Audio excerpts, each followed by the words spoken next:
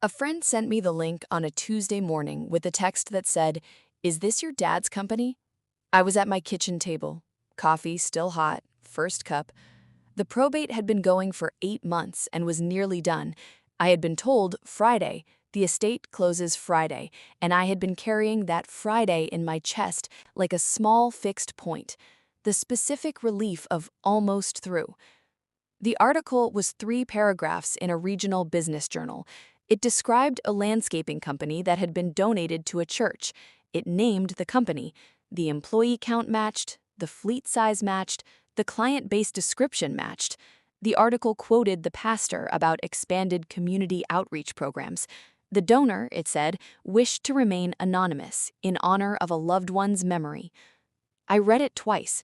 Then I set down my coffee mug and I did the arithmetic that I did not want to do.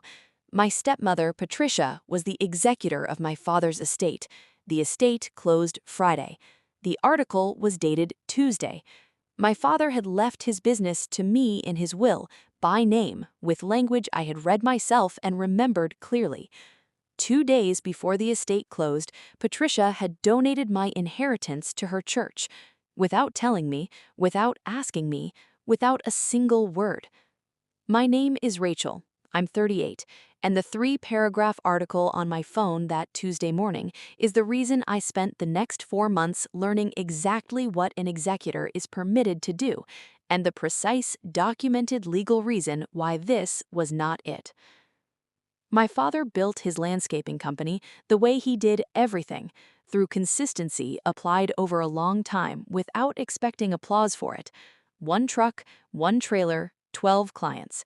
He had started the company in his mid-40s after a restructuring took the job he had held for 16 years, and he had built it back from nothing through the specific combination of showing up exactly when he said he would, charging exactly what he quoted, and calling people back the same day. Over 15 years, those qualities compounded. 11 employees, 6 vehicles, contracts with 3 commercial properties, a client retention rate that his accountant described once as remarkable for the industry. He talked about the company the way some people talk about their children, with a proprietary pride that had nothing to do with the money it generated and everything to do with what it represented. When he updated his will after his cancer diagnosis, he sat across from me at his kitchen table and said, "I want the company to go to you, not sold and divided. I want you to do something with it." He looked at me for a moment, then he said, "I built that. I want it to go somewhere it means something." I told him I would take care of it. I meant it completely. Patricia had been married to my father for 9 years. She was genuinely devoted to her church, not as background or habit, but as primary structure, the thing around which the rest of her life was organized. I had respected that about her. She believed things fully, and she lived according to those beliefs, and she had been, for 9 years, a real and caring presence in my father's life, and by extension, in mine.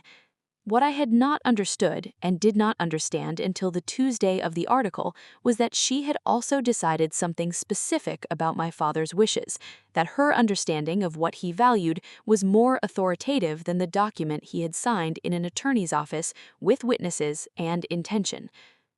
I called Patricia from my kitchen, still at the table. The coffee had started to go cold. She answered on the 3rd ring, her voice warm in the way it usually was. I told her I had seen the article. 1 beat of silence, the silence of a person recalibrating.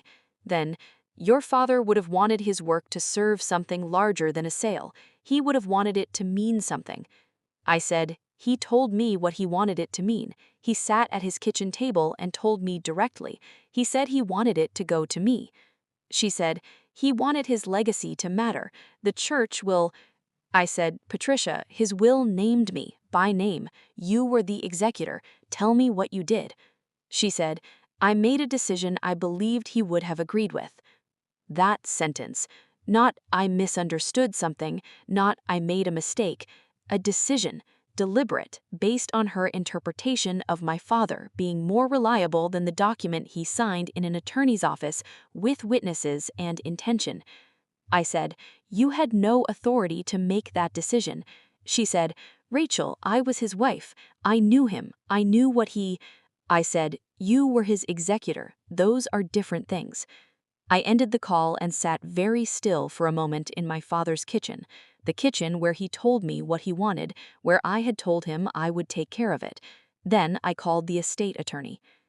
Diane, the estate attorney, was stunned in a way that was clear even through the phone, not the professional near stunned of someone who has seen everything, but actually stunned, the stunned of someone who has been giving false documentation and now understanding what that means.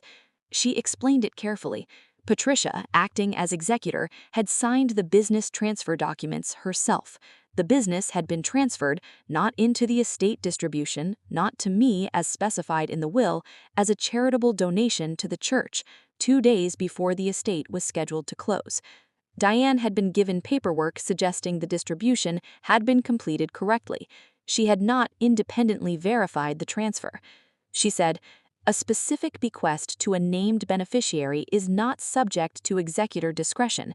The will named you. Patricia did not have the legal authority to redirect that asset, regardless of what she believed your father would have wanted."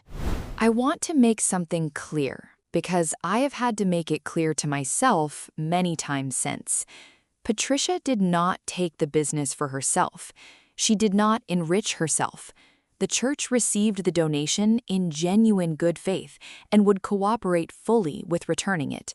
What she had done was something I find in some ways harder to hold than simple theft. She had substituted her interpretation of my father for his actual written instructions.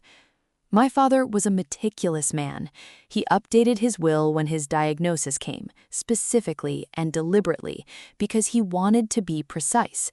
He chose a signed document as the vehicle for his intentions because he understood from 30 years of estimating costs for complex projects that verbal assurances and good intentions are not sufficient. They are not sufficient precisely because the person with the good intentions can die and leave behind people who disagree about what those intentions actually were. He had accounted for that. He had written it down. Patricia had replaced what he wrote down with what she believed he meant. Diane filed the breach of fiduciary duty action that afternoon. The filing and the notice to the church happened simultaneously. I remember sitting in her office while she drafted the letters, the fluorescent light, the stack of folders on her desk, the focused quiet of someone doing necessary work.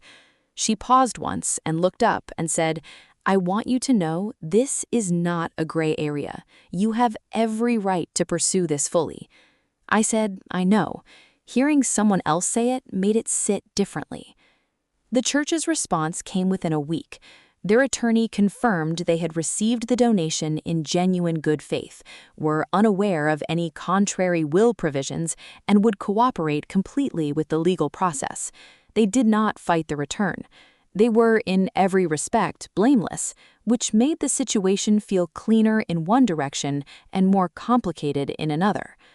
Patricia's attorney argued that she had acted in the estate's best interests, that a charitable donation was a legitimate executor action, that she had known my father better than any document could capture.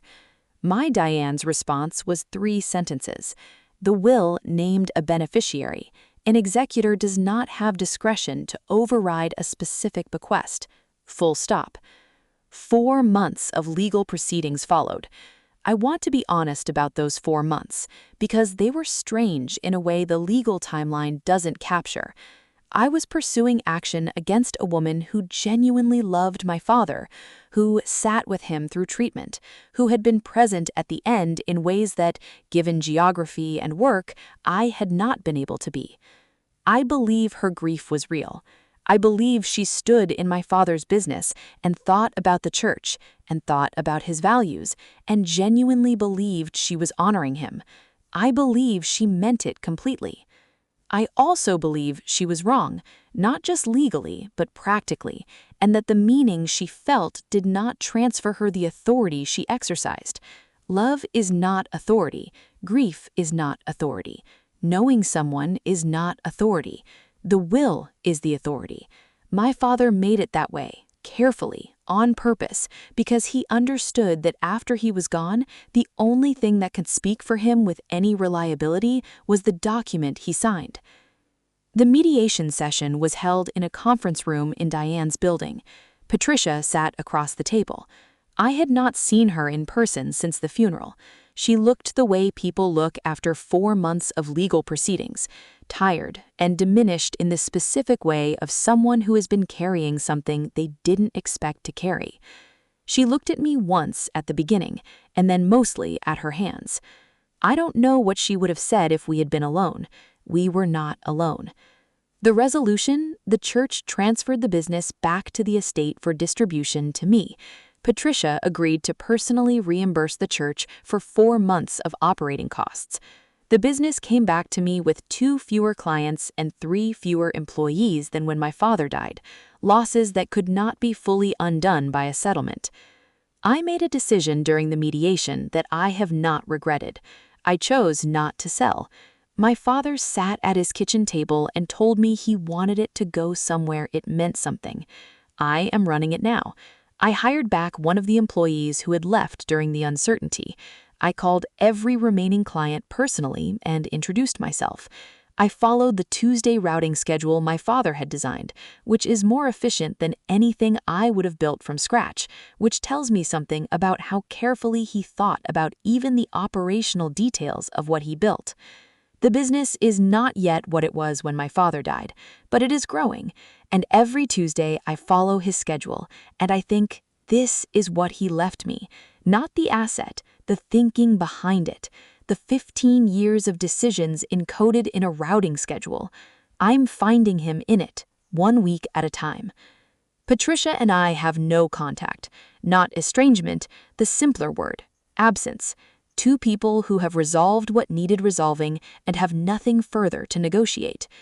My mother, who watched my father remarry and made her own peace with it over years, said something to me when all of this was over. He knew what he was doing when he wrote that will. He knew you. He did know. He sat across from me and said, I want it to go somewhere it means something. And he meant me. He meant me specifically.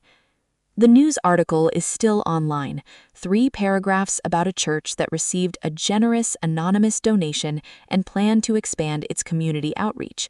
The donor wished to honor a loved one's memory. It reads, to anyone who doesn't know the full story, like a beautiful thing. My father's memory is honored differently in my version of this story.